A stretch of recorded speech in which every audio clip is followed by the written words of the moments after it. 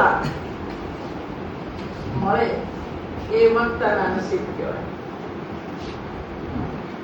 વલસાડના કોલેજ કેમ્પસમાં હું પહેલી વાર આજે પ્રવેશી રહી છું, એનો પણ આનંદ છે. પાણીની પરબ તો લોકો બહુ અનાયાસે ખોલતા હોય છે, પણ સૌથી વધારે જરૂર છે પુસ્તકની પરબની. જો પુસ્તકની પરબો બહુ વહેલી શરૂ થઈ હોય દુનિયાભરમાં, તો આપણે જે કરુણ ઘટનાક્રમના સાક્ષી થઈએ છીએ એ ન થયા હોત અને ન થવું પડ્યું હોત દુનિયામાં. પુસ્તકો આ કરી શકે, પુસ્તકો ચમત્કાર કરી શકે. ફ્રેન્ડ, ફિલોસોફર અને ગાઈડ, આ ત્રણેયનો રોલ પુસ્તક ભજવી શકે. હું જે પુસ્તકોની વાત કરીશ, જે કવિતાઓની વાત કરીશ, જે આત્મકથાઓની વાત કરીશ, પહેલેથી એક વચન આપી દઉં છું કે બધું જ 1985 પહેલા લખાયેલું હશે, થોડુંક જ 85. એટલે કોઈએ મહેરબાની કરીને શરીફાબેન જે બોલ્યા એ આજની સરકાર માટે બોલ્યા છે એવું કોઈએ તારણ કાઢવું નહીં. હું જે કવિતા દુષ્યંત કુમાર 1975 માં મૃત્યુ પામ્યા છે, પાશ 1986 માં મૃત્યુ પામ્યા છે, એ જ બધા કવિઓને કેવું એ છે કે જે શબ્દ છે, સાહિત્યકારનો શબ્દ, એ કોઈ પણ સરકાર સામે હંમેશા એક જ સરખી તીવ્રતા વાળો હોવો જોઈએ. હું 2000 પછી માત્ર હિમાંશીબેનની જ વાત કરીશ, બાકી બધા જ 2000 પહેલાના હશે એનો વાયદો. એટલે પહેલા આ સ્પષ્ટતા કરવી બહુ જરૂરી બની જાય છે, કારણ કે આજકાલ આપણે નામ, ધર્મ એ બધું સાંકળીને અને લાગણીઓને વિચારીને અમે દુભાવા સિવાય જિંદગીમાં કશું કામ બચ્યું નથી. એટલા માટે આ સ્પષ્ટતા હું કરી દઈશ. પહેલો જ દાખલો મારો જ આપ કે એક અંતરિયાળ ગામડું, એની અંદર અભણ મા બાપ ને ત્યાં જન્મ.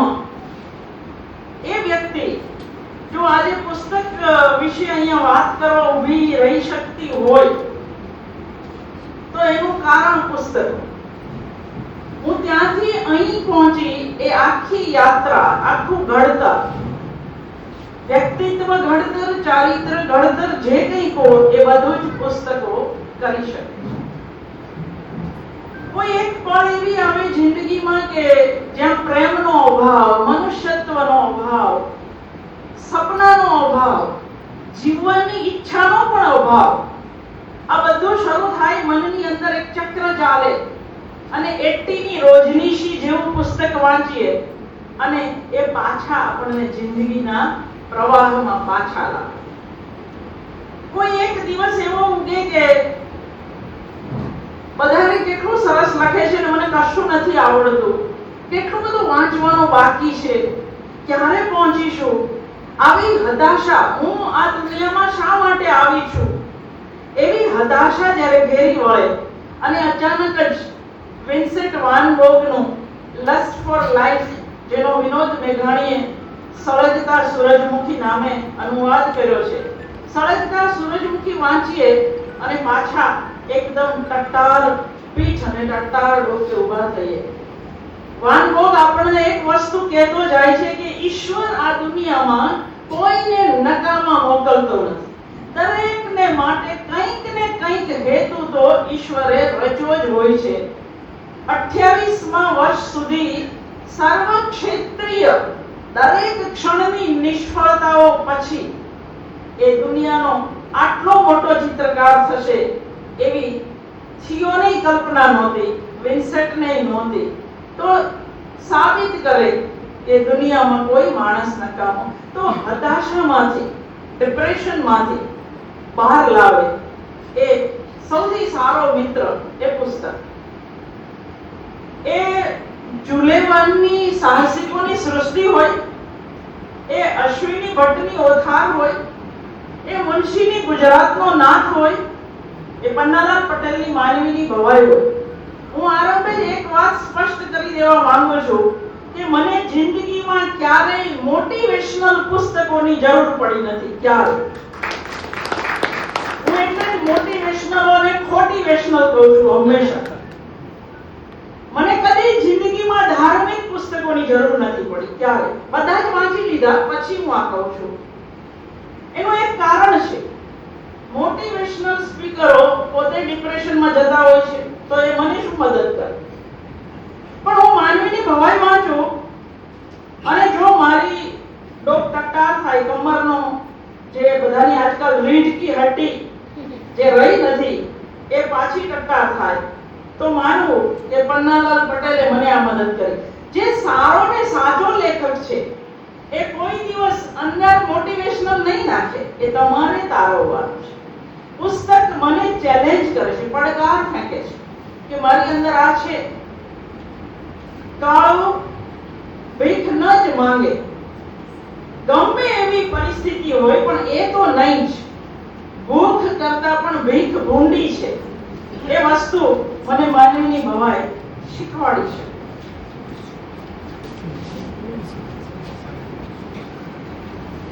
હું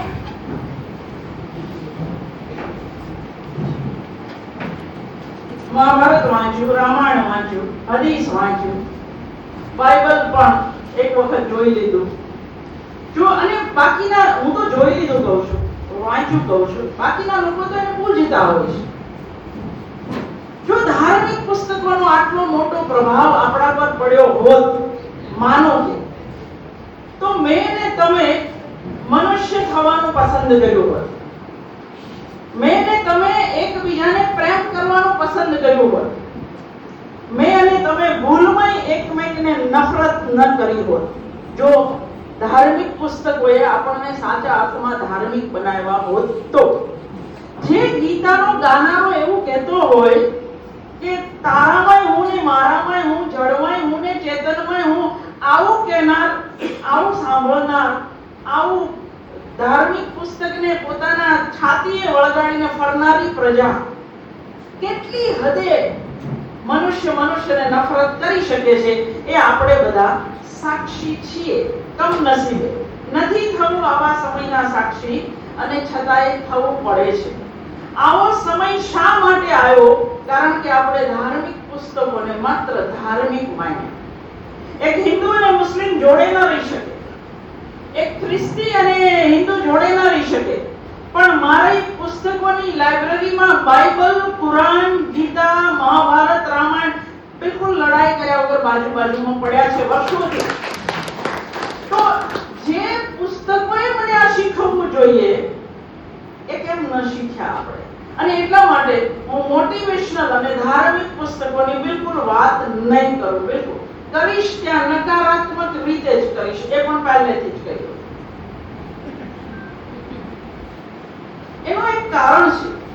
શા માટે હું હદીસ વાંચું, હું કુરાનની કોઈ આયાત વાંચું અને મને જે અસર થાય, હું ગીતાનો એક શ્લોક વાંચું અને મને જે અસર થાય, એના કરતા મને એક કવિતાનો શેર એ વધારે અસર કરી જાય છે, આર પાર ઉતરી જાય છે. જો शरीफ इंसान आखिर क्यों इलेक्शन हार जाता है? शरीफ इंसान आखिर क्यों इलेक्शन हार जाता है?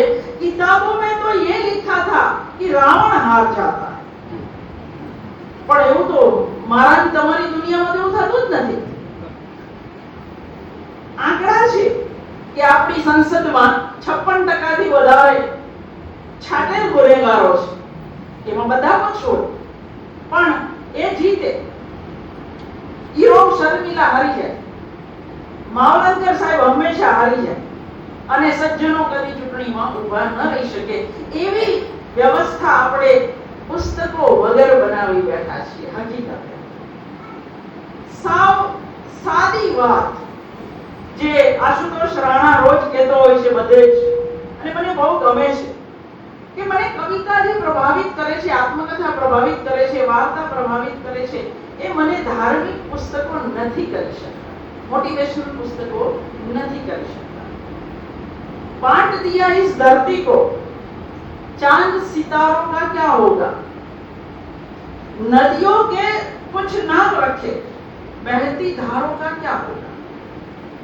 शिव की गंगा भी पानी है, आबे जमजम भी पानी है। मुल्ला भी पिए, पंडित भी पिए, पानी का मजहब क्या होता? इन फिरका परिस्तों से पूछो, क्या सूरज अलग बनाओगे? एक हवा में सांस है सबकी, क्या हवा भी नहीं चलाओगे? नस्लों का करे जो बंटवारा, नस्ल એટલે उन्हें तुम्हें बधाई। नस्लों का करे जो बंटवारा, राहबर वो कौम का ढोंगी है। क्या खुदा ने मंदिर तोड़ा था या अल्लाह ने मस्जिद तोड़ी? આ પ્રશ્નો આપણે બધાએ એકબીજાને પૂછવા. સર્વેશ્વર દયાળ સક્સેના, હું પહેલા જ કહીશ કે મૃત્યુ વર્ષ 1983.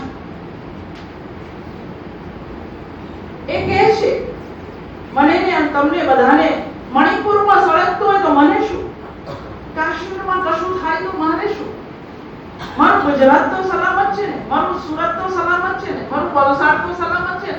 આપણે જે આ નાના નાના વર્તુળમાં घेराता जाइए છે. सर्वेश्वर दयाल सक्सेना કહે છે, यदि तुम्हारे घर के एक कमरे में आग लगी हो, यदि तुम्हारे घर के एक कमरे में आग लगी हो तो क्या तुम दूसरे कमरे में सो सकते हो? यदि तुम्हारे घर के एक कमरे में लाशें सड़ रही हो तो क्या तुम दूसरे कमरे में प्रार्थना कर सकते हो? यदि हाँ, हमारा जवाब जो हाँ हो, यदि हाँ तो मुझे तुमसे कुछ नहीं कहना।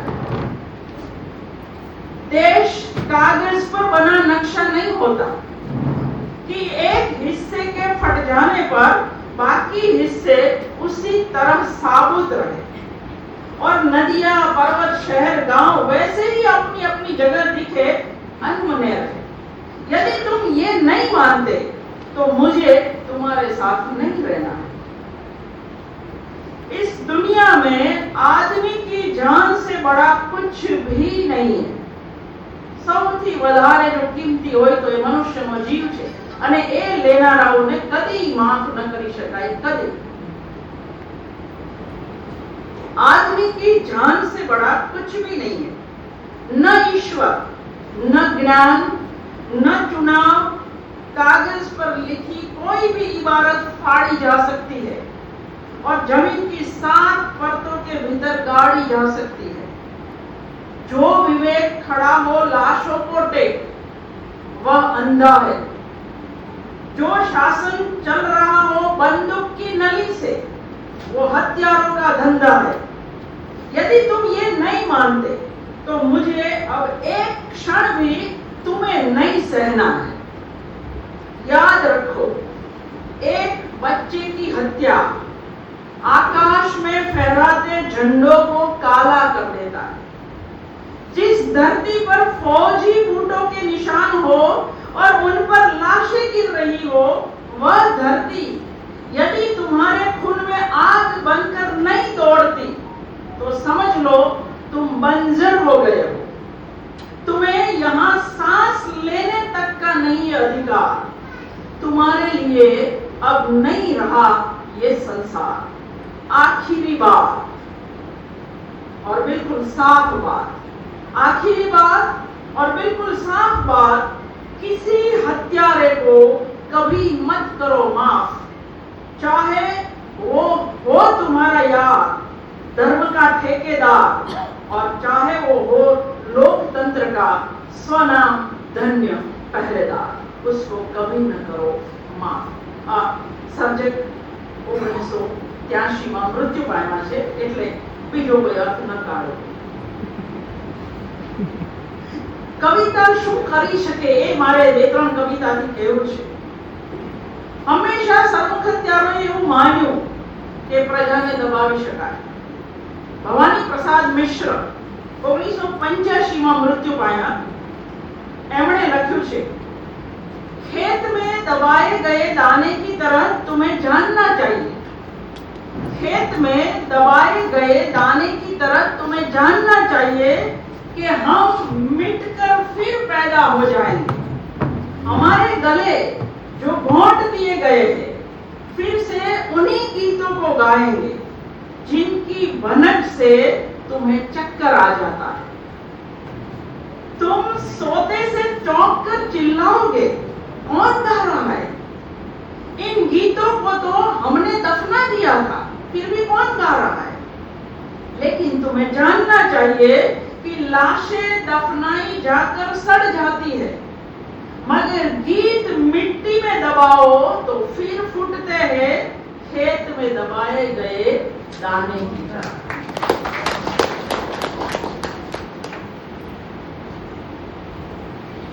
અને એક કવિ જે અત્યારનો છે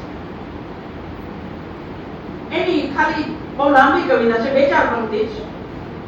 ચૂપ रहने के 1000 फायदे।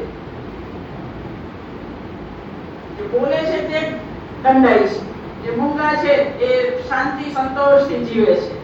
चुप रहने के 1000 फायदे। चुप रहने वाले से कोई नहीं झगड़ता, किसी को कष्ट नहीं होता। चुप रहने वाला कभी दुखी भी नहीं होता, कभी शिकायत नहीं करता, आलोचना नहीं करता। चुप रहने वाला सबको अच्छा लगता है। सबको अच्छा लगने निहायत जरूरी है आपका चुप रहना। 10,000 साल पहले मनुष्य ने जब बोलना सीखने की शुरुआत की तब उसे पता नहीं था कि बोलने से कहीं बेहतर है चुप रहना। 10,000 साल बाद ऋषियों की पावन भूमि पर यह ज्ञान मिला कि चुप रहने वाला सरकार गिराने के आरोप में आधी रात को गिरफ्तार नहीं होता। डॉक्टर कहता है जन्म से बहरा व्यक्ति जन्म से गूंगा हो सकता है। गूंगा होने के लिए बहरा होना अनिवार्य है। ज्ञानियों का मानना है जीवन के किसी भी मोड़ पर थोड़े से प्रयास से बहरे हो जाओ, गूंगापन खुद ब खुद आ जाएगा।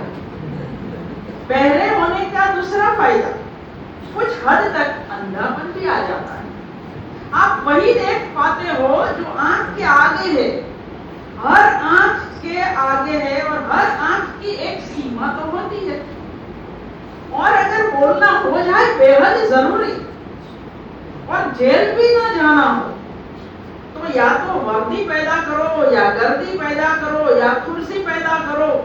इनमें से कुछ भी पैदा न कर पाओ तो बनकर शिखंडी रक्षा करो सत्ताधारी अर्जुन। युद्ध उपरांत पद पुरस्कार प्रतिष्ठा कुछ भी असंभव नहीं, अप्राप्य नहीं। अतः अनुभवियों की बात मानो और चुप रहो। और बोलना ही पड़े तो ऐसा बोलो जिसका कोई अर्थ ना हो। बोलना ही पड़े तो ऐसा बोलो जिसका कोई अर्थ ना हो। तकलीफ बोलने में नहीं है, तकलीफ बोलने में नहीं है, तकलीफ अर्थ से है। तो अर्थ से बचो, चुप रहो, खुश रहो। આ કવિતા કરી છે અને એક કવિતા જે બધાને બહુ જ ખબર છે, વધારે પડતી એટલે એની ખાલી વાત જ કરીશ કે જે દિવસે પાકિસ્તાનની અંદર સૌથી ક્રૂર શાસક સરમુખત્યાર હતો અને લાહોરના મેદાનમાં ઇકબાલ બાનો એક ગીત ગાવાની છે એવું જાહેર થયું। સરમુખત્યારને ખાતરી હતી કે પ્રજા કેટલી ડરે છે એ થોડી જાય, પણ એ સરમુખત્યાર ખોટો પડ્યો। 50,000 લોકો ઇકબાલ બાનુને સાંભળવા આવ્યા અને લોકોએ સાથે ગાયું, हम देखेंगे, लाजिम है कि हम भी देखेंगे। वो दिन की जिसका वादा है जो लोहे अजल के विधि विधान में लिखा है। जब जुल्मों सितम के कोहे गरा એટલે પહાડો, ઘને પહાડ રૂઈ की तरह उड़ जाएंगे। આ કવિતાઓ મને એવું આશ્વાસન આપે છે કે તારા સમયની ભીંસથી ગભરા નહીં, દરેક સમય વીતવા માટે જ હોય છે। બની શકે હું હિમાંશુબેન રોજ રાત્રે કકડાટ કરતા હોય છે કે કદાચ આપણા નસીબમાં સારો સમય નહીં હોય પણ પછીની પેઢી તો સારો સમય જોશે। तो ये आ के छे, जब जुल्मो सितम के कोहे गरा, रुई की तरह उड़ जाएंगे हम महकूमों के पांव तले, ये धरती धड़ धड़ धड़केगी। महकूमो એટલે રિયાયા, પ્રજા, હું ને તમે। અને એની છેલ્લી કડી, बस नाम रहेगा ईश्वर का, अल्लाह का, खुदा का, ये જ રહેશે, અહીંયા કઈ નહીં। जो गायब भी है हाजिर, जो मंजर એટલે दृश्य, जो मंजर भी है नाजिर भी। मंजर એટલે दृश्य અને नाजिर એટલે દેખાડવા વાળો, જે પોતે જ છે। ઉઠેગા અનલ હક કા નારા, અનલ હક એટલે અહમ બ્રહ્માસ્મિ, એનો અર્થ એ થાય जो मैं भी हूं और तुम भी हो, और राज करेगी खल के खुदा, जो मैं भी हूं और तुम भी हो। तो कविताओ आ बधी ज कमाल કરી શકે।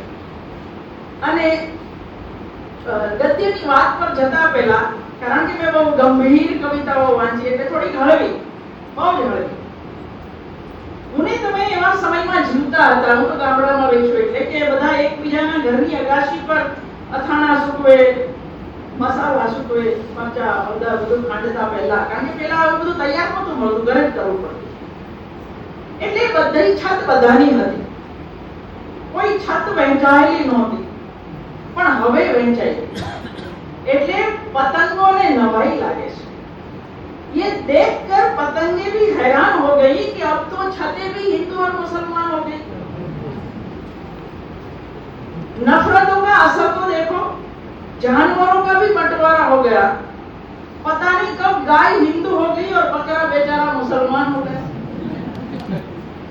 ये पेड़, ये पत्ते, ये शाखें भी हैरान हो जाए, ये पेड़, ये पत्ते, ये शाखें भी परेशान हो जाए अगर परिते भी हिंदू और मुसलमान हो जाए। सारू छे, पक्षियों ने कोई जाति नहीं। सूखे मेवे भी ये देखकर हैरान हो गए, न जाने कब नारियल हिंदू हो गया और खजूर बेचारा मुसलमान हो गया। न मस्जिदों को जानते हैं, न शिवालों को जानते हैं। जो भूखे पेट होते हैं वो सिर्फ निवालों को जानते हैं। इन्हें खावा सिवाय कहीं इन्हें खबर नहीं होती पेला मजूर ने कि अयोध्या के दिल्ली कई दिशा में आयो, એને તો સાંજ પડે રોટલો મળે છે કે નહીં એની સાથે લેવા દેવા। जिस तरह धर्म और मजहब के नाम पे हम रंगों को भी बांटते चले जाते हैं। આપણે તો કેસરી वस्त्र पहन हुए तो फिल्म ना रिलीज करवा देंगे। जिस तरह धर्म और मजहब के नाम पे हम रंगों को भी बांटते चले जा रहे हैं कि हरा मुसलमानों का है और लाल हिंदू का रंग है, तो वो दिन अब ज्यादा दूर नहीं कि जब सारी की सारी हरी सब्जियां मुसलमानों की हो जाएगी और हिंदुओं के हिस्से में बस टमाटर, गाजर और चुकंदर रह जाएगी। अब मुझे ये समझ में नहीं आ रहा कि ये तरबूज बेचारा किसके हिस्से में आएगा। मुझे ये समझ में नहीं आता कि तरबूज बेचारा किसके हिस्से में आएगा, क्योंकि ये तो बेचारा ऊपर से मुसलमान और अंदर से हिंदू ही रह जाएगा। પણ કવિને જે કહેવું છે એ હવે કે છે ગંભીર થઈને કે मैं अमन पसंद हूँ, मैं अमन पसंद हूँ, मेरे शहर में दंगा रहने दो। मैं अमन पसंद हूँ, मेरे शहर में दंगा रहने दो, लाल और हरे में मुझको मत बांटो, मेरी छत पे तिरंगा ही रहेगा।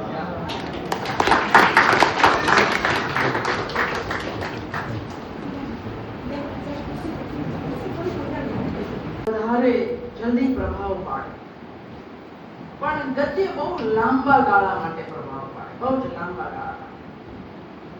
એટલે બે ત્રણ આત્મકથાની વાત કરીશ। આપણે વાંચવું એટલે શું એવું હંમેશા પૂછતા હોઈએ છીએ, અને વાર્તા, નવલકથા, કવિતાથી આપણે ક્યારે આગળ જતા નથી, પણ પત્રો, આત્મકથાઓ આ બધું મારા દેશનો દસ્તાવેજ મારી સામે રજૂ કરે છે। જે 370મી કલમ નાબૂદ કરીને આપણે બહુ જ રાજી થઈએ છીએ। હમણાં સરદાર પટેલના પત્રો વાંચતી હતી। સરદાર પટેલે સ્પષ્ટ શબ્દોમાં લખ્યું છે કે ભવિષ્યના કોઈ પણ નેતા આ કલમને અડવાની હિંમત ન કરે એ દેશના ભલા માટે રહેશે. આ સ્પષ્ટ શબ્દોમાં પટેલે લખ્યું છે. આપણે પટેલનું પુતળું બનાવી શકીએ છીએ પણ એમની વાતને માની શકતા નથી. સરદાર પટેલનો એક પત્ર છે, મને એ વાંચીને બહુ સારું લાગ્યું. આપણે ઘણી બધી વાત વગર વાંચે કરતા હોય છે. સરદાર પટેલ એટલે મુસ્લિમ વિરોધી, આવી એક માન્યતા આપણે ઘણી કાઢી છે. રફીક ઝકરિયાનું એક પુસ્તક છે, क्या सरदार मुस्लिम विरोधी थे क्वेश्चन मार्क, અને દાખલા દલીલોથી એમણે સાબિત કર્યું છે કે સરદાર બિલકુલ મુસ્લિમ વિરોધી નહોતા. મૌલાના આઝાદની આત્મકથામાં થોડાક નિરૂપણો અને જયપ્રકાશ નારાયણે કરેલી ગરબડના કારણે આ છાપ ઊભી થઈ. પણ જો આપણે રફીક ઝકરિયાને વાંચીએ તો સરદાર પટેલ માટેની આપણી છાપ બદલવી, પુતળા જરૂરી નથી, છાપ બદલવી એ વધારે જરૂરી છે. સરદાર પટેલને નહેરુએ 1947 ના અંતે એક પત્ર લખ્યો. નહેરુ ભાવુક હતા, સરદાર વાસ્તવવાદી હતા, જાણીતી વાત છે. નહેરુએ એ પત્રમાં લખેલું કે જે ઝડપે દિલ્હીના મુસ્લિમો જઈ રહ્યા છે આપણે કંઈક કરવું પડશે, કારણ કે જ્યારે વસ્તીની ફેરબદલ થઈ રહી છે. આપણે એક બે મોહલ્લા ખાલી રાખીએ. પટેલનો આ પત્ર છે ને દરેક રાજકારણીઓની કેબિનમાં મઢાવીને રાખવા જેવો છે. સરદાર પટેલે જવાબમાં લખ્યું કે ભાઈ જવાહર, જિંદગીમાં ક્યારેય ભવિષ્યમાં પણ વસ્તી આધારે મોહલ્લા બનાવશો નહીં. જો દેશની અંદર એકતા ઈચ્છતા હો તો હિન્દુ, મુસ્લિમ, શીખ, ઈસાઈ બધા એક જ મોહલ્લામાં રહેતા હોય એવો દેશ ઊભો કરજો. ક્યારેય મુસ્લિમ અલગ, હિન્દુ અલગ, શીખ અલગ એવા મોહલ્લા ઊભા કરતા આ કહેનાર પટેલ હતા. આપણે પટેલને કેટલા માન્યા એ બધાએ પોતપોતાના પેલા હિન્દી વાળા કહે ને કે अपने अपने गिरबान में झांक के देखो, જવાબ મળી જશે. એની સોમતીર્થ નવલકથા વાંચો. બધાને જ ખબર છે કે એ સોમનાથ મંદિરના ધ્વંસ વિશેની નવલકથા છે.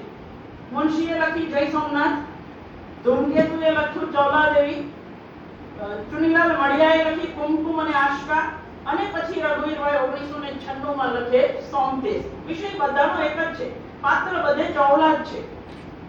પણ રઘુવીર ચૌધરી જ્યારે લખે ત્યારે બાબરી ઘટના બની ચૂકી છે.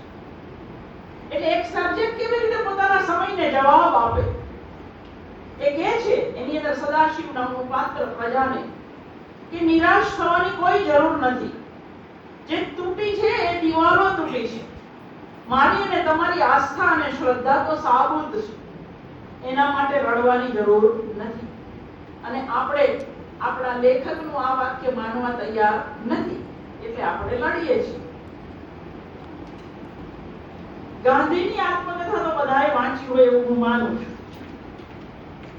પણ એક લેખક જે નંદશંકર મહેતાની દીકરીનો દીકરો થાય, સુમંત મહેતા, સયાજીરાવ ગાયકવાડના એ ડાક્ટર હતા. અને એવો માથાભારે માણસ કે ત્યારે દરિયો ઓળંગે એને પ્રાયશ્ચિત કરવું પડતું. એને કહ્યું કે નહીં કરો.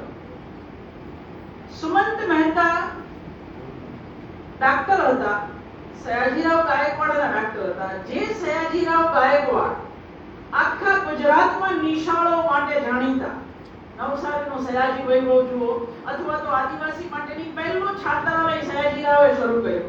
એ સયાજીરાવ ગાયકવાડને ત્યાં આપણા મદન મોહન માલવિયા, જેણે બનારસ હિન્દુ યુનિવર્સિટીની સ્થાપના કરી, મદન મોહન માલવિયા આખા દેશમાં ફરી રહ્યા હતા પૈસા ભેગા કરવા માટે.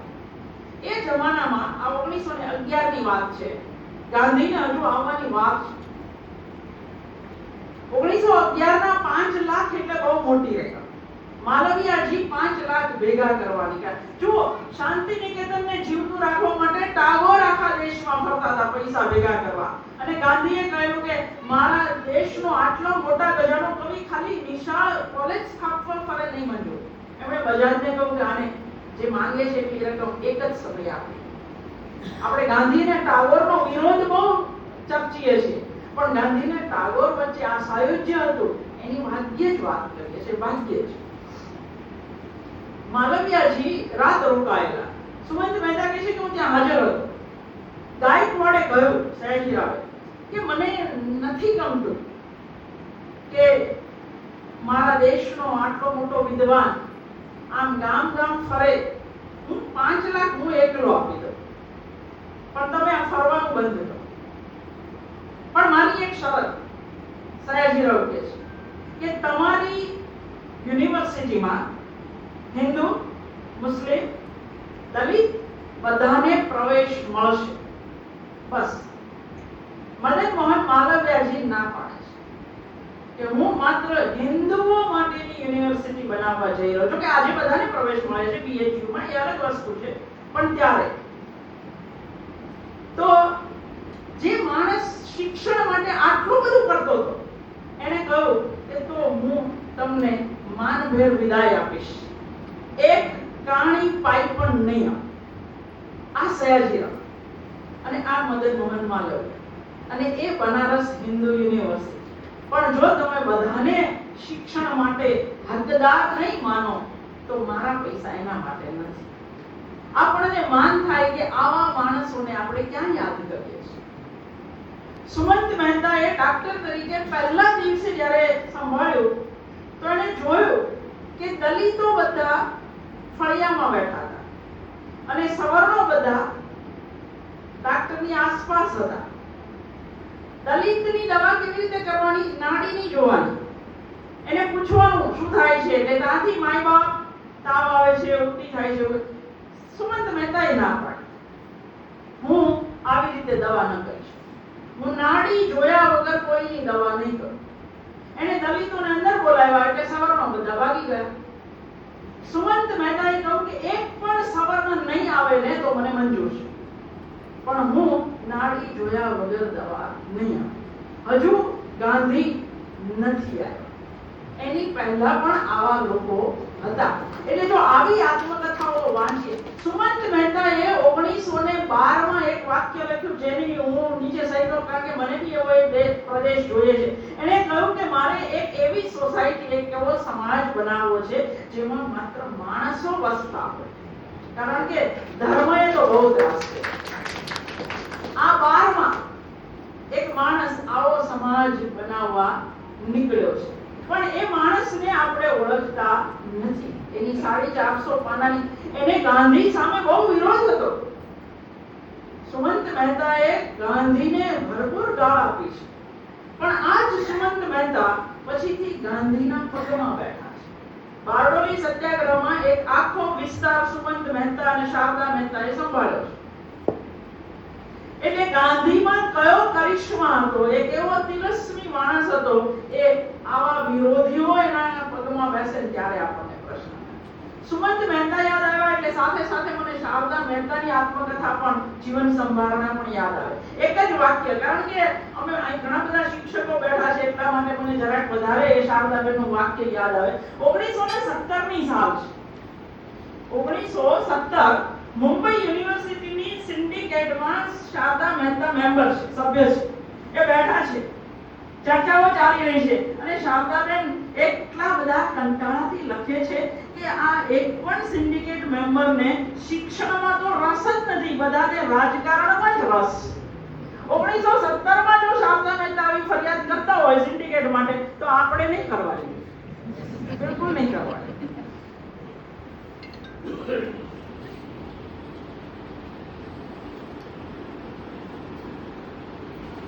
આ આત્મકથાઓ, એક અદ્ભુત આત્મકથા જો જડે તો कागजी है पैरहन, इसमें चुपता है. એને આ લેખિકા 1945 માં લિહાફ નામની એક વાર્તા લખે અને એના પર કોર્ટમાં કેસ કરે કે આ અશ્લીલ છે. કલ્પના કરો કે કપિલા જેવા મુસ્લિમ કુટુંબમાંથી આવેલી મૂર્ખા વગર બહાર મોઢું દેખાડે તો કયામત ઉતરી આવે એવા કુટુંબની આ છોકરી લિહાફ જેવી વાર્તા લખે. અને લિહાફ એ સજાતીય સંબંધની વાર્તા છે. 70 વર્ષના બુઢા સાથે 18-20 વર્ષની છોકરીના લગ્ન થયેલા છે, નવાબ છે, અને એની એને વાર્તા લખી છે. પછી ઇસ્મત કહે છે કે સાલો વીત ગઈ અને એક પાર્ટીમાં મેં જોયું અચાનક કે બેગમ સામે ઉભા છે. તો હું તો ગભરાઈ ગઈ કે એને ખબર પડી ગઈ છે કે મેં એની વાર્તા લખી છે. તો બેગમે તો આવીને પોતાના હાથમાં ગલગોટા જેવું છોકરું તેડેલું એને આપ્યું કે મેં તો એનાથી છૂટાછેડા લીધા ને પરણી, અને આ છોકરો મારો છે. કારણ કે પેલો તો સાવ બુઢો હતો. એટલે ઇસ્મત છોકરાને તેડીને ખુશીથી કહે છે કે मैं बहुत हैरान हो गई, ये मेरी कलम का बच्चा था. ઇસ્મત નાની હતી, એની બહેનપણી હિન્દુ હતી, અને કૃષ્ણ જન્મ ઉજવાતો હોય ત્યારે એ આસપાસ ફરેલા કે એને બહુ મજા આવે. એ બધું પ્રસાદ વહેંચાતો હોય ને જાત ભાતના વાઘા પહેરાવ્યા હોય ને એને થાય કે પેલીને પૂછે કે ये क्या हो रहा है? તો કે અમારા ભગવાન જન્મવાના છે, એવું પેલી જવાબ આપે. એટલે પેલી આહ નાખીને કહે કે उनके भगवान क्या मजे से आते हैं और हमारे अल्लाह मियां न जाने कहां छुप के बैठे. 6 વર્ષની છોકરી. અને એ કહે છે કે જ્યારે એ મોટી થઈ ત્યારે પેલી આ બહેનપણી એને કૃષ્ણની એક મૂર્તિ ભેટમાં આપી છે, અને કહે છે કે લે ચુડેલ, अब तो तेरे कलेजे में ठंडक पड़ेगी. एक એને જે માઇથોલોજીનો અભ્યાસ શરૂ કર્યો વ્યવસ્થિત ધોરણે. આ ઇસ્મત એટલે બીજી રીતે ન ઓળખતા હોય તો જેણે ગરમ હવા ફિલ્મ જોઈ છે એ ફિલ્મની વાર્તા એને લખી છે. જેણે સોને કી ચિડિયા જોઈ છે એ ફિલ્મની વાર્તા પણ ઇસ્મતે લખી છે. અને શશી કપૂરનું છેલ્લું ફિલ્મ એની અંદર એને એક નાનો એક રોલ પણ કર્યો. ઇસ્મતનો જે જવાબ છે એ બધાએ કંઈક ગાંઠે બાંધવા જેવો છે. મારે તમારે લોકો એવું કહું કે હિન્દુ થઈ જવાની છે, એ રામાયણ મહાભારત વાંચી રહી છે એટલે એ કહે છે કે मैं मुसलमान हूं, बुद्ध परस्ती पाप है. बुद्ध परस्ती એટલે મૂર્તિ પૂજા એ પાપ है, मगर देवमाला એટલે કે पुराण वो मेरे वतन की धरोहर है. इसमें सदियों का कल्चर और फलसफा समाया हुआ, चाहे हमारा ईमान अलग हो, वतन की तहजीब संस्कृति एक है. इसमें मेरा भी बराबर का हिस्सा है. उसकी मिट्टी, जैसे मेरे वतन की मिट्टी, धूप और पानी में मेरा हिस्सा है, वैसे ही माइथोलॉजी में भी मेरा बराबर का हिस्सा है.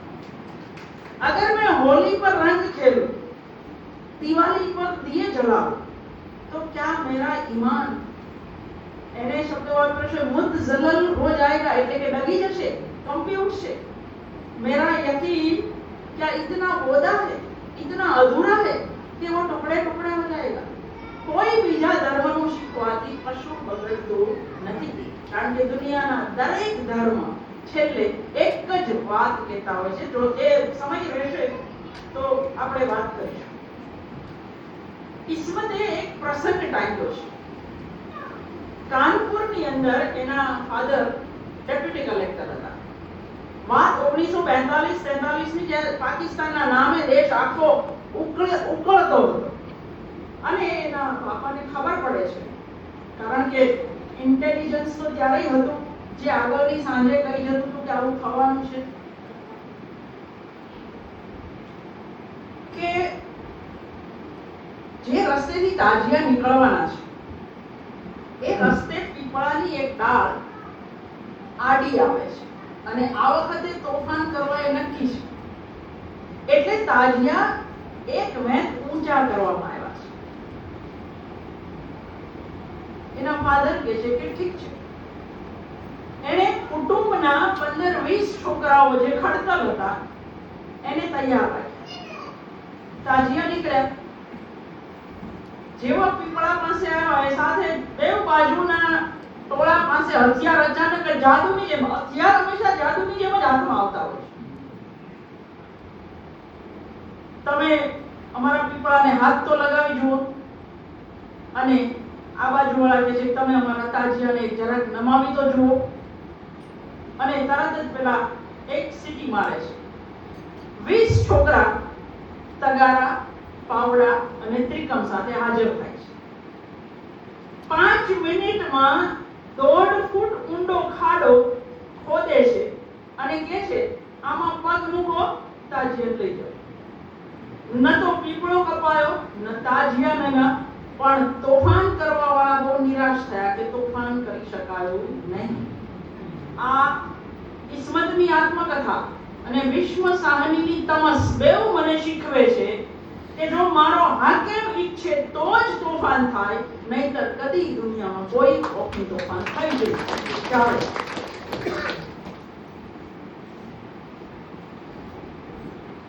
જે માહોલમાં હું ને તમે જીવીએ છીએ, જ્યાં સૌથી જોખમ દીકરીઓ અત્યારે અનુભવી રહી છે, કોઈ સલામતી નથી. હિમાંશી શેરતની એક વાર્તા આપણને એક સાથે કેટલું બધું શીખવી જશે.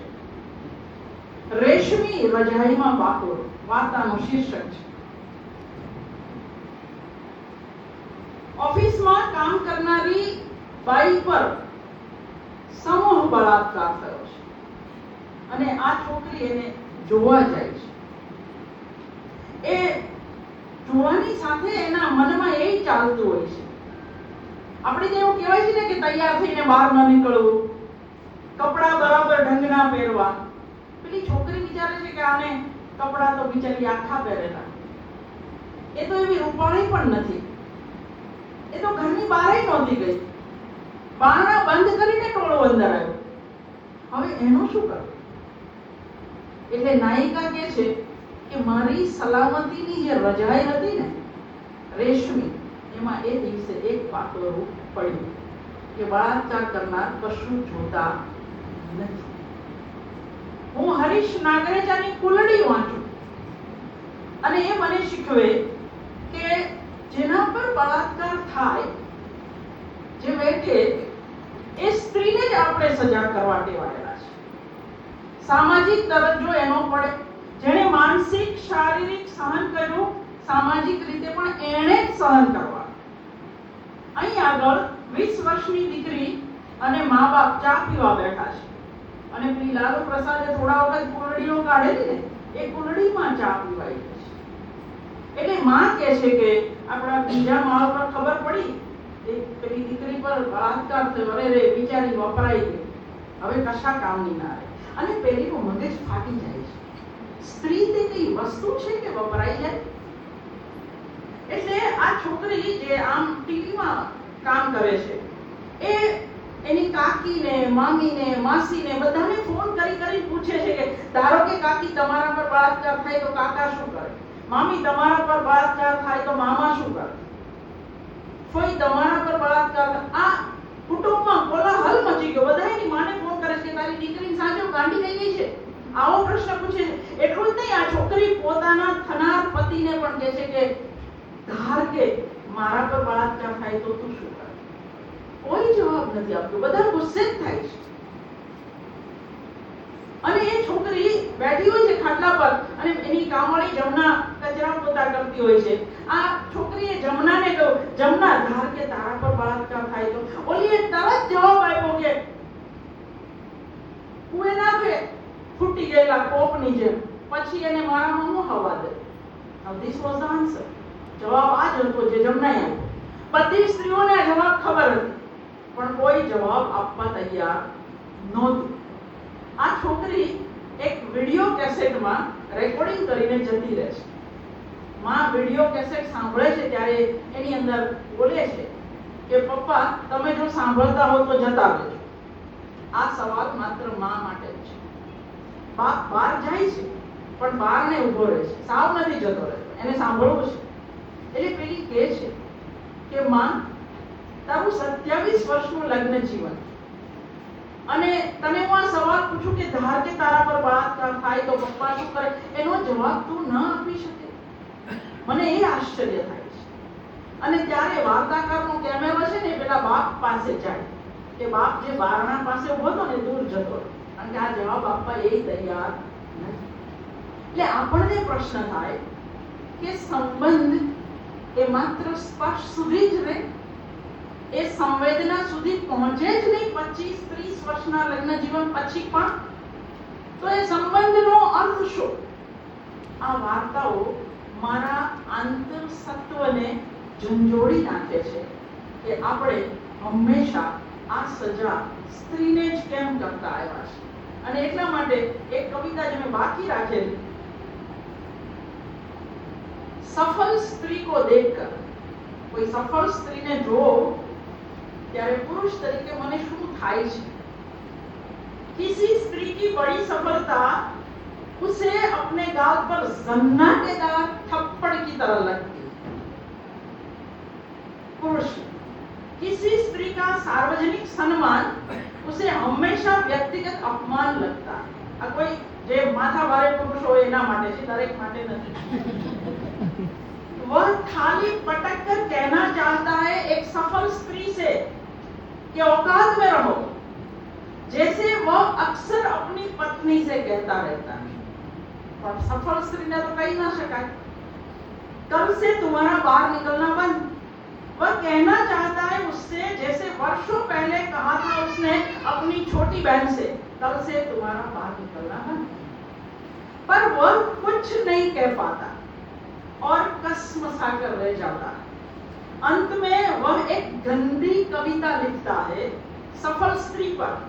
उसे लगता है उसकी कविता गिरेगी उस स्त्री के चेहरे पर कालिख की तरह. फिर वह मूंछों पर हाथ फेरने लगता है. कविता લખવાની વધારે કશું સફળ સ્ત્રી સામે કરી શકતો નથી, પણ મોટે ભાગે આ વાત સાચી છે. સફળ સ્ત્રીઓ સહન કરવી એ અઘરી હોય છે, અને એમાં બોલતી સ્ત્રી અઘરી સહન કરવી તો બહુ અઘરી છે. અનુભવે કહું છું. પછી પૂછીને કહી શકે બધી માએ આ જવાબ આપ્યો હંમેશા. એટલે પેલીને સમજાતું નથી કે આ જવાબ શું કામ આવે. એટલે કેટવોક વાર્તાની જે સંજના છે, 17 વર્ષની છોકરી છે, બહુ જ રૂપાળી છે, અને બધા એના કોલેજમાં ક્લાસમેટ એને કહે છે કે સૌંદર્ય સ્પર્ધામાં ભાગ લે. એટલે એ છોકરી ઉત્સાહથી કહે છે કે મારા પપ્પા છે ને બધી જ સૌંદર્ય સ્પર્ધા હંમેશા જુએ, અને એમની સેન્સ ઓફ બ્યુટી એટલી પરફેક્ટ છે કે દર વખતે એ કે ને એ જ વિશ્વ સુંદરી ચૂંટાય. એટલે મને તો ના પાડે જ નહીં. એ ઘરે જઈને ઉદય છે નામ બાપનું, એ કહે છે કે હું સૌંદર્ય સ્પર્ધામાં ભાગ લઉં. જવાબ નથી મળતો, તમાચો મળે છે. તમાચો મારીને કહે છે કે કાલથી કોલેજ જવાનું બંધ. એટલે પેલી છોકરી માને કહે છે કે તું કેમ કશું નથી કહેતી. માં કહે છે કે બેટા તારે ઘેર જઈને જે કરવું એ કરજે ને, અહીંયા શું કામ, તારો બાપ તો સ્વભાવ તને ખબર છે. તો કે માં તું 25 વર્ષથી આ ઘરમાં છે, 25 વર્ષ પછી તું મને જો હા પાડવા જેટલી ન તારા પાસે મંજૂરી આપવાની હોય તો તું મને બીજાના ઘરમાં જઈને હું કરી શકીશ એવું તું કઈ રીતે કહી શકે છે. એટલે માં કંટાળે છે ઘરના માહોલથી. એ પતિને કહે છે કે આના કરતા એનું નક્કી કરી નાખો. તો પેલો કહે છે કરી નાખ્યું. હે, અમને પૂછ્યું પણ નહીં, શી જરૂર છે પૂછવા. મિલ માલિકના દીકરા સાથે એની સગાઈ નક્કી કરી, અને હવે માં કહે છે કે એક કામ કર, તું તારા થનારા વરને પૂછી લે કે હું સૌંદર્ય સ્પર્ધામાં ભાગ લઉં. પેલી બહુ ગુસ્સે છે, એ ખરેખર ફોન જોડે છે, પૂછે છે નાઉ લિસન ધ આન્સર. આ જવાબ એ આપણા પુરુષ પ્રધાન સમાજનો પડઘો પાડે છે. પેલો એને કહે છે કે ઓ યસ તું ભાગ લે તો જીતીશ, તો મારી મિલની મોડેલ બનીશ, અને જો ભાગ નહીં લે તો અમારા કુટુંબની પુત્રવધુ બનીશ. Choice is yours. સ્ત્રીને પસંદગી આ રીતે આપવામાં આવે.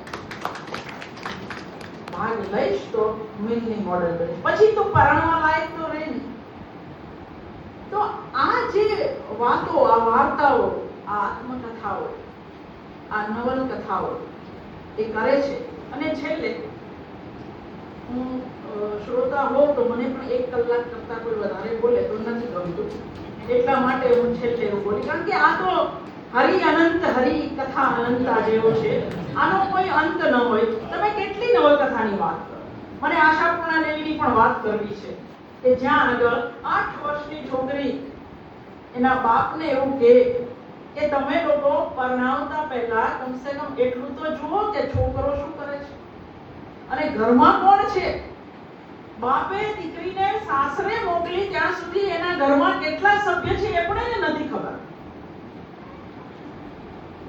એટલે અને એક વાર્તા જે મારી બહુ જ ગમતી છે, ભારતીય વાર્તા ટાગોરથી શરૂ થઈ. આ વાર્તા 1898 માં લખાઈ છે. સ્ત્રીનો પત્ર. આપણે ત્યાં 2 સ્ત્રીના પત્ર છે, એક મુનશીનો પણ છે. જે મુનશી ક્યારેય સ્ત્રી બાબતે હંમેશા એની સ્ત્રી હંમેશા છેલ્લે નાયકને પગે જ પડે. પણ આ પત્ર વાર્તાની અંદર એ સ્ત્રી છેલ્લે એવું લખે છે કે આ ભવે તો મળ્યા, હવે કદી ના મળો એ લખનાર. પણ ટાગોરનો સ્ત્રીનો પત્ર, એની અંદર જેઠાણીની બહેન એ ગાંડી છે અને આ વાર્તા દેરાણી કે છે. એને નથી ગમતું આની સાથે બધા ગમે તેમ વર્તે છે તે, અને એ ગાંડી હોવાના કારણે એને ગમે ત્યાં પરણાવી દેવાય છે અને થોડા દિવસમાં ખબર આવે છે કે એ સ્ત્રી બળીને મરી ગઈ. એટલે ઘરના પુરુષો એવું કહે છે કે આ તો ફેશન થઈ ગઈ છે, સ્ત્રીઓને બળી મરવું એ તો ફેશન થઈ ગઈ છે. પેલી સ્ત્રી એટલી બધી, એ કવિતા લખે છે, એ કહે છે કે કવિતા લખવી એ તો સ્ત્રીઓ માટે સૌથી મોટો અવગુણ કહેવાય, અને હું તો કવિતા લખતી હતી. એ ઘર છોડીને જતી રહે છે અને એક કાગળ લખે છે જેમાં એ લખે છે કે મારે તમ પુરુષોને પૂછવું છે કે આ જે ફેશન છે બળવાની એ સ્ત્રીઓના પાલવ પર જ કેમ થાય છે અને તમ પુરુષોના ધોતિયા પર કેમ કદી નથી. આ 1898ની એક સ્ત્રીએ પૂછેલો પ્રશ્ન છે.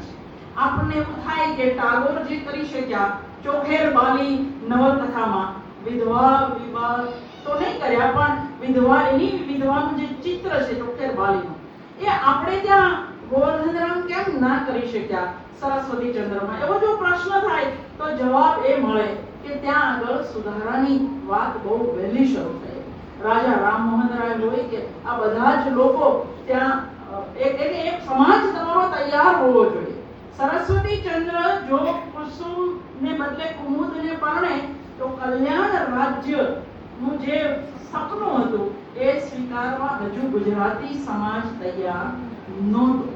એટલા થોડીક રાજકીય નવલકથાઓની વાત કરીને હું વાત પૂરી કરું. કારણ કે આપણે ઘણી બધી વાત આપણા પડોશી દેશમાં શું થઈ રહ્યું છે એ પણ જાણતા હોતા નથી. અફઘાનિસ્તાન, એનો એક લેખક જેની ફિલ્મો પણ તમે જોઈ હોય, કાઇટ રનર હોય કે 1000 સ્પ્લેન્ડિડ સન્સ હોય, એની જે પીડા છે એ સ્ત્રીઓની, પણ મને રસ પડ્યો એ સ્ત્રીઓની પીડામાં તો ખરો જ, પણ સાથે સાથે પ્રજાની સપના જોવાની તાકાતમાં. 1978 સુધી અફઘાનિસ્તાનની સ્ત્રી મિની સ્કર્ટ પહેરી શકતી. આજે આંખ સિવાય કશું દેખાતું નથી. આજે તાલિબાને એવા કાયદા બનાવ્યા છે કે સ્ત્રી પર બળાત્કાર થાય તો પણ એની સજા પણ સ્ત્રીને જ થાય, પુરુષને નહીં. આ 1000 સ્પ્લેન્ડિડ સન્સ જ્યારે મેં વાંચી ત્યારે મને એટલી બધી અરેરાટી થતી હતી કે ખરેખર આવું હોય. અને એ જ દિવસોમાં મેં એક આત્મકથા વાંચી, કાબુલી વાલે કી બંગાળી બીવી સુષ્મિતા મુખર્જીની, જેને તાલિબાનોએ ઘૂંટણ પર બેસાડી 2013માં એને મારી નાખ્યા. એણે જે લખ્યું છે આત્મકથામાં એ જ 1000 સ્પ્લેન્ડિડ સન્સમાં છે બધું જ. એટલે જ્યારે આપણે આવું વાંચીએ, પ્રજા રશિયા અને અમેરિકામાંથી છૂટે તો મુજાહિદ્દીન છોડાવે. મુજાહિદ્દીન આવે ત્યારે પ્રજા નાચે અને જે કાયદા કાનૂન આવે ફરી પાછી પ્રજાની હાલત એ થાય અમેરિકા છોડાવે. વળી પાછા એમને તાલિબાન છોડાવે. દરેક વખતે પ્રજા 2 દિવસ માટે ખુશ થાય, સપના જુએ અને ત્રીજે દિવસથી પાછી એની હાલત એની એ જ થાય. આપણને એવું થાય કે આટલી હદના વિનાશ પછી જીવી શકાય ખરું?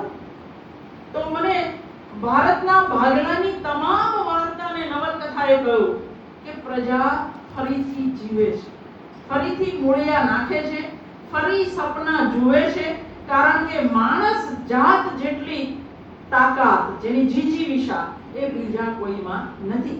પણ આ બધા જ પુસ્તકો મારી અંદર એક નવી તાકાત નાખે છે, આપે છે. ભારતની એક નવલકથા મહાભોજ, જેની લેખિકા મન્નુ ભંડારી. આ મન્નુ ભંડારીની આત્મકથા પણ વાંચવી, એટલા માટે વાંચવી કે એ જેને પરણેલા એ ભારતના સૌથી મોટા સ્ત્રી વિમર્શકાર રાજેન્દ્ર યાદવ, હિન્દીમાં નવી વાર્તા શરૂ કરનાર, હંસ નામના સામયિકના તંત્રી, બહુ જ મોટું નામ રાજેન્દ્ર યાદવ. મન્નુએ એની આત્મકથામાં લખ્યું છે કે રાજેન્દ્ર જેટલો નકામો પુરુષ મેં કોઈ જોયો નથી. એને દુનિયાભરની સ્ત્રીઓની આઝાદીની વાત કરી અને ઘરમાં કોઈ દિવસ ન તો કમાઈને એક કાણી પાઈ આપી, ન દીકરીની કોઈ જવાબદારી લીધી. માંદી પડે મન્નુ તો પણ જાતે જ બધું કરવાનું. લગ્નની રાત્રે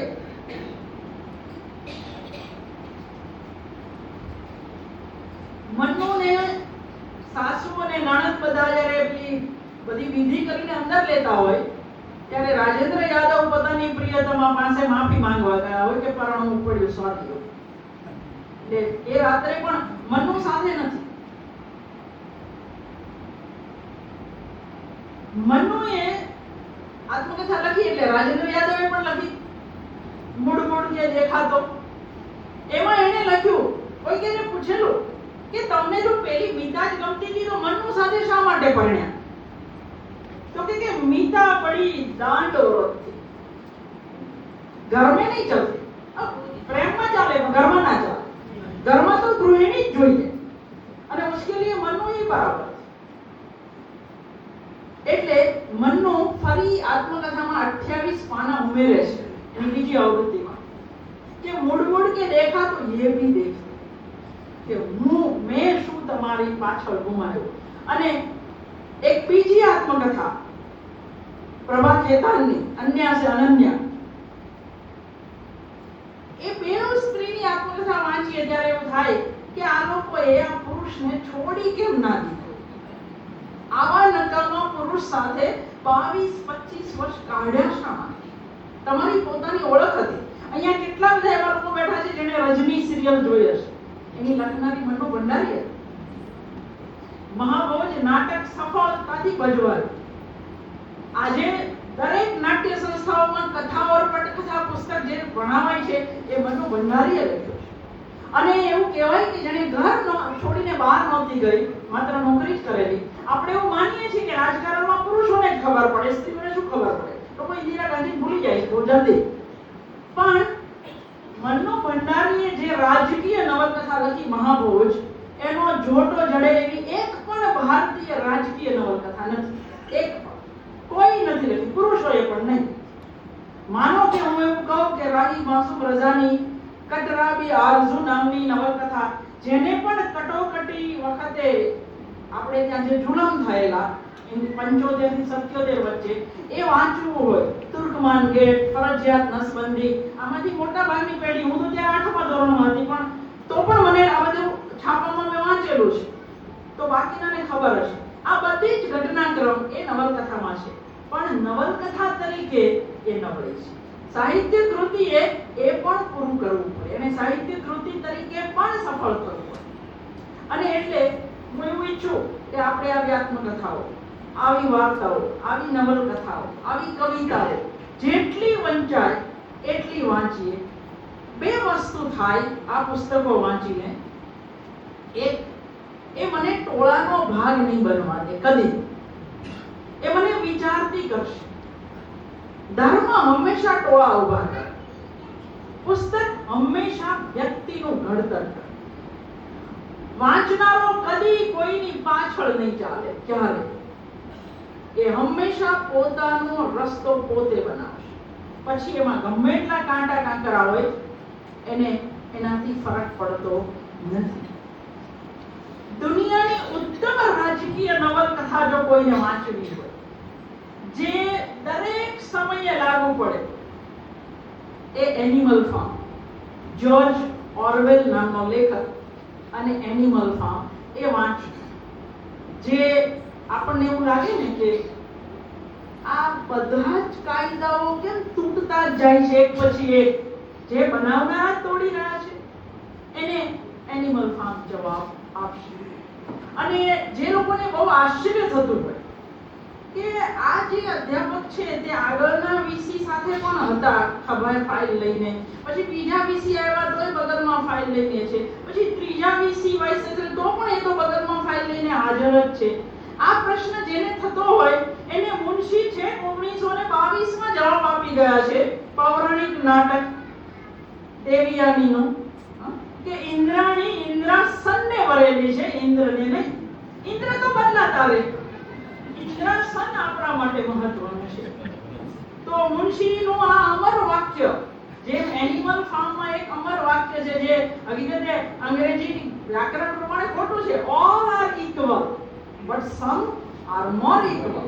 All are equal but some are more equal. એવું જ આ ઇન્દ્રાણી ઇન્દ્રાસનને વરેલી છે. ઇન્દ્ર તો બદલાય, વીસી બદલાય, મુખ્યમંત્રી બદલાય, વડાપ્રધાન બદલાય, પણ જેટલા જી હજુરિયા છે એ એવા ને એવા એની જગ્યાએ અટળ હોય. જો બધાએ મારી જેમ જોયું હોય તો, હું તો વીસી ખાલી કહું છું કારણ કે માસ્ટર છું, પણ આ બધી જ જગ્યાએ મંત્રીથી લઈને છેક નરેન્દ્રભાઈ સુધી લઈ જાઓ ત્યાં સુધી આ બધું જ લાગુ પડે. કારણ કે જે ઇન્દિરાને ભજતા હશે એને અત્યારે આમને ભજવામાં કોઈ વાંધો હોય નહીં. સૌથી શાંતિ એ લોકોને હોય છે. પેલા કહું ને કે બોલના પર અર્થ નહીં હોના છે. સૌથી સુખી કોણ? નહીં વાંચનારા. એમને વિચારવાનું જ નથી હોતું, એમને કોઈ પ્રશ્નો જ નથી થતા.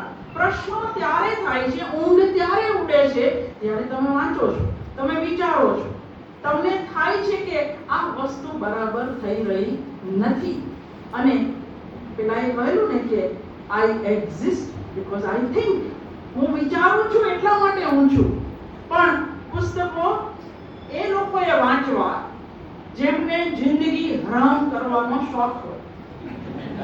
એ તમને જીવવા નહીં દે, એ તમને સુવા નહીં દે, એ તમને સપના દેખાડશે, પણ એ તમને વાસ્તવ પણ કેટલું ભયાનક છે એ પણ સાથે સાથે બતાવશે. હું અને તમે જે છેલ્લી 5 મિનિટમાં એક નવલકથા વિશે વાત નહીં કરું તો મારા જીવને શાંતિ નહીં થાય.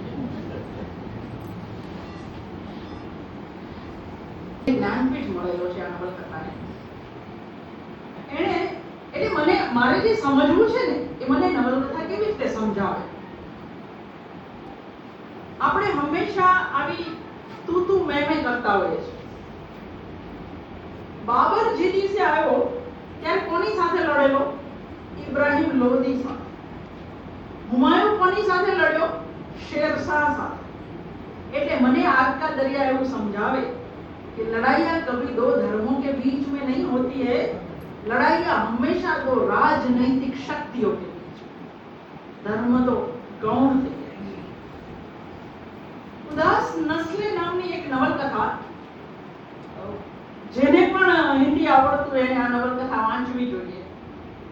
એમાં એક પાત્ર કહે છે કે दुनिया के तमाम मजहब मोहब्बत का प्रचार करते हैं, पर होता क्या है, जैसे आप एक मजहब को अपना लेते हो, आपके दिल में नफरत का, धार्मिक पक्षपात का बीज बोया जाता है दूसरे मजहब के खिलाफ, दूसरे तमाम मजहब के खिलाफ, उन तमाम अनगणित संप्रदायों के खिलाफ जिनमें आप शामिल हैं, ये बधानो विरोध करवा। એટલે એક પાત્ર બીજા પાત્રને પૂછે છે कि हम जो सैकड़ों वर्षों से एक दूसरे के मजहब को कोसते आए हैं, एक दूसरे के खुदाओं को नालायक कहते आए हैं और उसी सांस में हम मोहब्बत का भी प्रचार करते हैं, ये क्या हमारी कम अक्ली नहीं है? एक नाटक लाहौर जेने याद કર્યું એમને, લાહોરનું એક પાત્ર, લાહોર એટલે મારું અને તમારું વતન, બીજો એનો કોઈ અર્થ નથી. દરેક માણસ પોતાના મૂલ્ય અને ચાહતો હોય છે. એટલે આધાગાંવ નવલકથામાં એક પાત્ર જે બીજું વિશ્વયુદ્ધ લડવા ગયેલું એ પાછું આવીને કહે છે कि मैदाने जंग में जब मौत बहुत करीब आ जाती थी तब मुझे अल्लाह याद आता था, लेकिन वो मक्का मदीना वाला नहीं, मेरे गांव वाला अल्लाह याद आता. એટલે મુસ્લિમ લીગ વાળા જ્યારે નીકળી પડેલા એ સમયે ઇસ્લામ ખતરે में है એવું કહીને ગામે ગામ રખડતા હતા. એટલે એક અભણ માણસ નમાજ પઢીને નીકળતો હોય છે, એને પકડે છે પેલા મુસ્લિમ લીગ વાળા. એ કહે છે કે પાકિસ્તાન બનવું બહુ જરૂરી છે. પેલો કે શું કામ જરૂરી છે ભાઈ, મને નથી ખબર.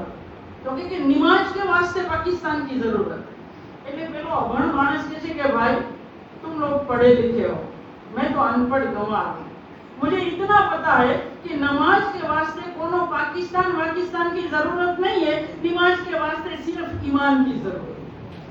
आ देशनो एक अभण माणस आ कही શકતો.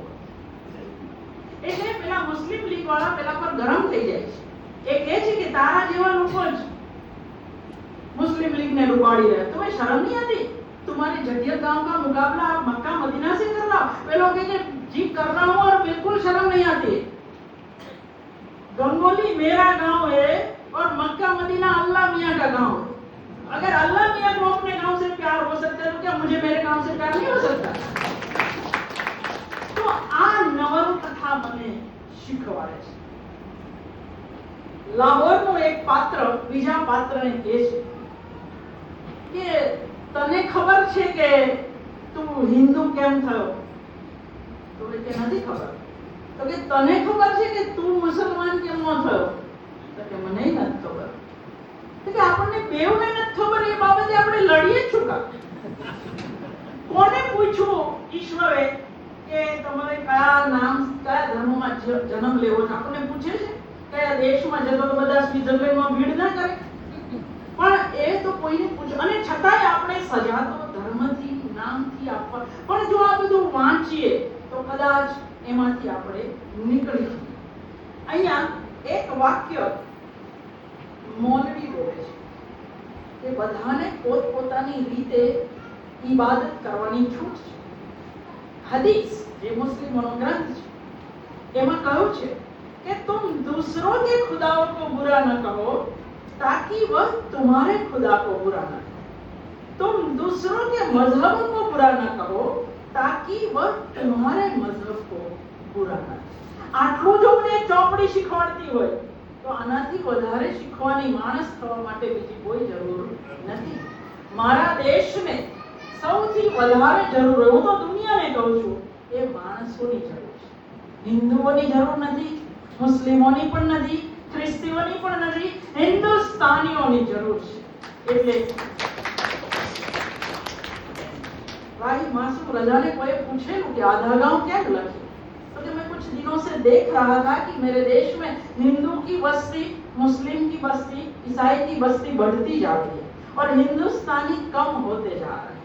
इसलिए मैंने आधा गांव आ એ જ રાહી માસુ પ્રજા છે જેણે મહાભારતના સમયની ભેટ આપણને આપી છે, જેણે મહાભારતની આખી સ્ક્રિપ્ટ અને સંવાદ એને લખ્યા છે. અને એને ના પાડેલી ચોપરાને એને ના પાડેલી કે મારાથી નહીં લખાય, કારણ કે હમણાં બહુ જ કામ છે, ફિલ્મોના લેખક હતા એટલે ચોપરા કશું ના બોલ્યા. પણ ચોપરા વિધાન પાર બોલી ગયેલા, છાપામાં આપી દીધેલું કે રઝા લખશે. એટલે ચોપરા પર નહીં તો 150-200 કાગળ આવ્યા कि तुझे एक भी हिंदू नहीं मिला कि मुल्ले के पास महाभारत लिखवाने जा रहा है. ચોપરાએ બધા કાગળ રજાને મોકલી આપ્યા. રજાએ વાંચ્યા અને એને કહ્યું, ચોપરા સાहब, अब तो मेरी महाभारत है, क्योंकि मेरे से बढ़कर इस देश में भारतीय संस्कृति को जानने वाला कोई नहीं है. मेरा पीएचडी उस पर. तो આવી પ્રજા, આવા પુસ્તકો, આવી વાતો, આવી કવિતાઓ એ મને એક સંપૂર્ણ મનુષ્ય બનાવે છે. એ મને કહે છે કે મારે કોઈ ધર્મની જરૂર નથી. ખાલી માણસાઈનો ધર્મ જો હું પાળી શકું તો એનાથી વધારે બીજા કોઈ ધર્મ. અને કલ્પના કરો એક એવી દુનિયાની જે દિવસે હું અને તમે માત્ર માણસ હોઈએ અને બીજું કશું ન હોય.